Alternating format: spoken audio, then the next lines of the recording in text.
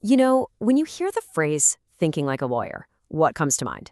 For most of us, it's this idea of a super rational, logical mind, weighing every single fact with cold, hard precision. But is that really the whole story? Today, we're going to pull back the curtain on the legal mind and explore what happens when pure logic just isn't enough and the human brain has to take over. Okay, let's just dive right in with a feeling I think a lot of us can recognize. We've all heard the stereotype, right? That lawyers are basically professional naysayers, trained to find every possible thing that could go wrong. This quote here from Jeffrey Lipshot just nails it. He traces that whole idea back to a core professional hazard, paralysis by analysis. That state of being so deep in the weeds of rational thought that you just can't make a move. Right, so where did we even get this idea of the lawyer as some kind of logic machine? Well, it all starts with the very foundation of how they're trained. I mean, from the very first day of law school, students are thrown into this thing called the Socratic method. And it is a relentless, almost brutal process of questioning. It's designed to strip away all your assumptions and force you to build every argument on a bedrock of pure, defensible logic. The goal isn't just to teach them the law. It's to literally rewire their brains and forge a very specific kind of thinker. So the point is, this ideal lawyer is what professionals call a technical rationalist, or to put it in more modern terms, they're trained to be a System 2 thinker. That's the slow, deliberate, super analytical part of your brain that you use for tough problems. The professional ideal is basically a human computer, right? Always running on pure, cold logic. Okay, so to prop up this whole ideal of pure rationality, the legal profession has built this incredible toolkit. First up, you've got these really rigorous methods for just gathering the facts. Whether it's crunching the numbers with quantitative data to spot big trends or doing deep dive qualitative interviews to get the real story from people, the goal is always the same. Build your argument on a solid, objective foundation. Then, when it's actually time to figure out what the law means, you've got these entire schools of thought, all dedicated to doing it logically. You've got your textualist who's going to say, nope, we only care about the dictionary definition of these words. And then you've got your purposivist who's trying to figure out, okay, what problem was the government actually trying to solve here? See, both are super structured ways to analyze things. And get this, the toolkit gets incredibly detailed. There are these things called canons of construction, which are basically rules of thumb for reading laws logically. And my absolute favorite has to be the presumption against hiding elephants in mouse holes. What a great name, right? It's just a wonderfully vivid way of saying, hey, Congress probably isn't going to sneak a massive, game-changing law into some tiny, obscure little clause. So you'd think with a toolkit this powerful, you'd always get a clear answer, right? Well, this is where things get tricky. This is where we hit a wall. What happens when all that pure reason points you in two different directions at the same time? And that brings us to this idea of the two-handed lawyer. The type. The expert who can give you 5 absolutely brilliant reasons to do something and 5 equally brilliant reasons not to.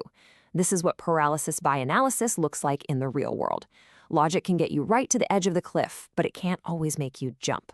So what does happen? When all the rules and all the logic lead to a dead end, how does anyone ever make a decision? This is the moment the whole lawyer bot myth just completely falls apart, and the messy reality of the human brain has to step in.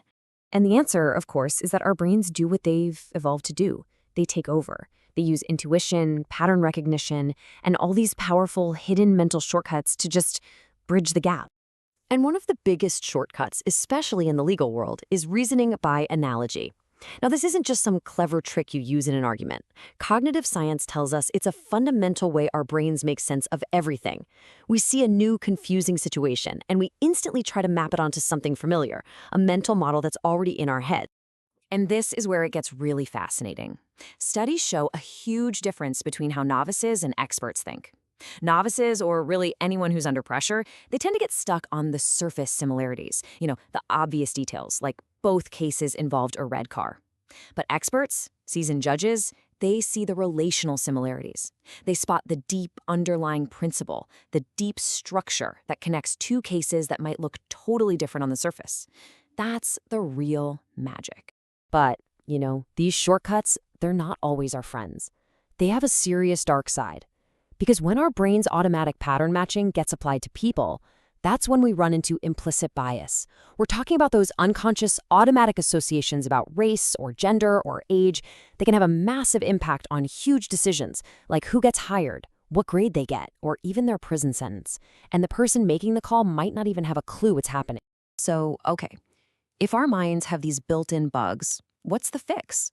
How does the legal world, or any profession really, try to debug the system? Well, it basically boils down to two main approaches. You can try to change the person, that's the individual approach with training and stuff, or you can change the system they're working in, that's the systemic approach, where you actually redesign the whole process. So which one works better? Well, somebody did the homework. A big review of 38 different studies looked at this exact question, and the results are just stunning. Systemic changes, changing the environment, worked almost 78% of the time. Trying to change the individual? Yeah, that worked less than 39% of the time. It's not even close. And why that is becomes so obvious when you look at the examples. We're talking about simple systemic fixes, like redacting names on applications so you don't know the person's gender or race, or using a standard checklist for interviews so everyone gets asked the same questions.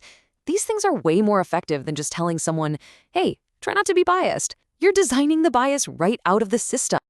Okay, so let's pull all these threads together. What does all of this mean for that original idea of thinking like a lawyer?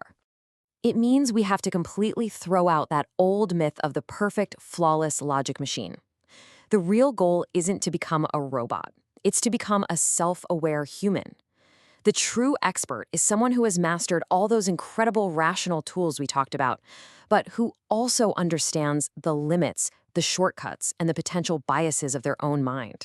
So really, what you should take away from this is that the best legal thinking is a blend. It's that powerful rational analysis combined with something called epistemic humility. And that's really just a fancy way of saying you have the wisdom to know what you don't know and the self-awareness to second-guess your own gut feelings. And that leaves us with one last, really big question to chew on. If the law, at its core, is human, if it's shaped by all our hidden shortcuts and our unconscious biases, can justice ever really be objective? Is that even possible? It's something worth thinking about.